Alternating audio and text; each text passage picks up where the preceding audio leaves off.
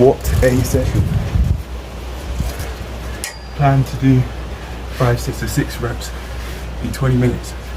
I did it in less than 5, no, in slightly over 5, with 14 minutes, 29 seconds and 41 milliseconds to spare. Did not expect this whatsoever, but I did it and I feel really happy with myself. I'll give myself a self-hug, my high five. There are a couple of points that I would like to touch up on, even though I think I did really well with the session. I'm obviously getting stronger, I can see that.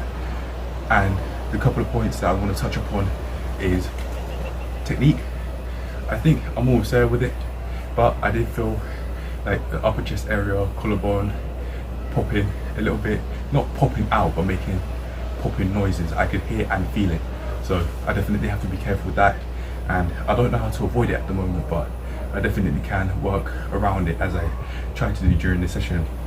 It seems like I was starting to make some progress with that nearing the end of the session in terms of not feeling it in my left collarbone or around that area, left collarbone, upper chest area, but I just got to be careful, that's all. I can actually try some now.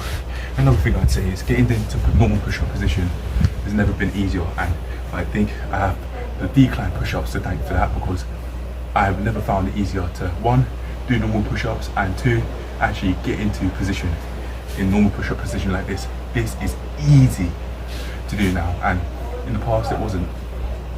Not feeling any lower back pain either. I felt my lower back working just then as I was getting into position, but I didn't notice that before when I was doing the session itself. Maybe the reason why I'm feeling that popping, feeling and hearing that popping sensation is because my hands might be slightly too far in front of me. I was feeling it in my chest and my triceps though.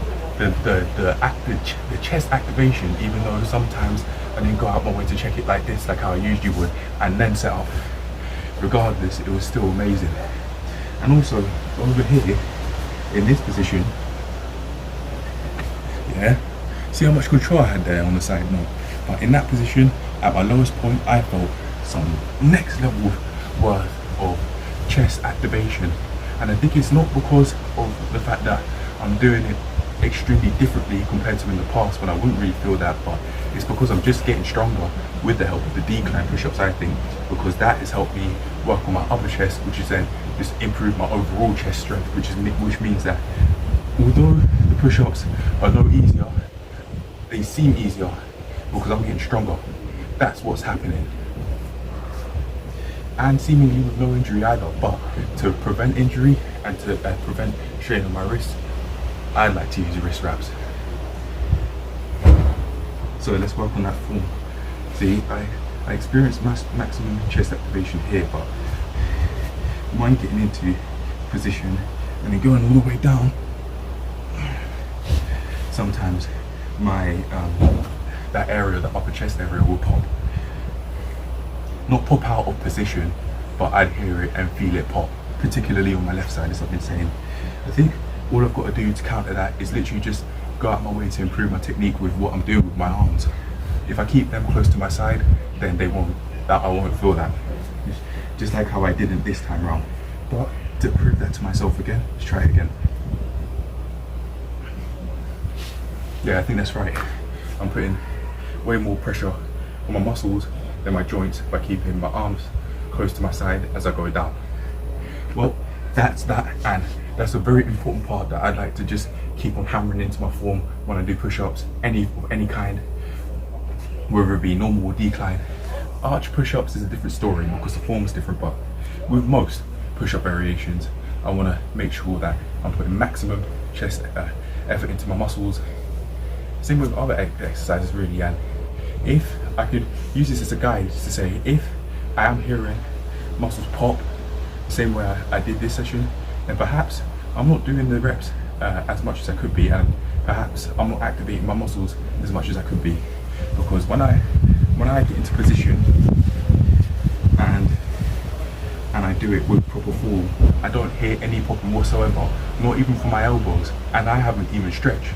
Age definitely could have something to do with that. I am 21, but even before, in the past, a few days ago, when I'd be doing my push-ups, I'd hear the elbows clicking. So I want to be careful with that as well, because I don't want to give myself osteoarthritis in my elbows. osteoarthritis, meaning bone inflammation.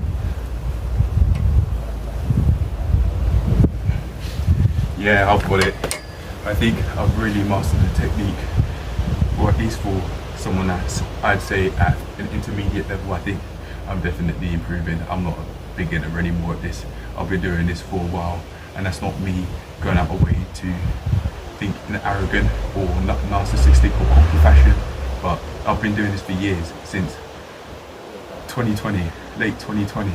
I've been doing this, going out my way to exercise and start going to gyms. I'm bound to see progress. It's been getting on to 3 years now. It's July, so less than 2 years and 9 months since I really started getting into exercise and overall health bit by bit, here and there, whilst the pandemic was going on. And I'm finally starting to learn how to program sessions effectively and actually have, enjoy what I'm doing.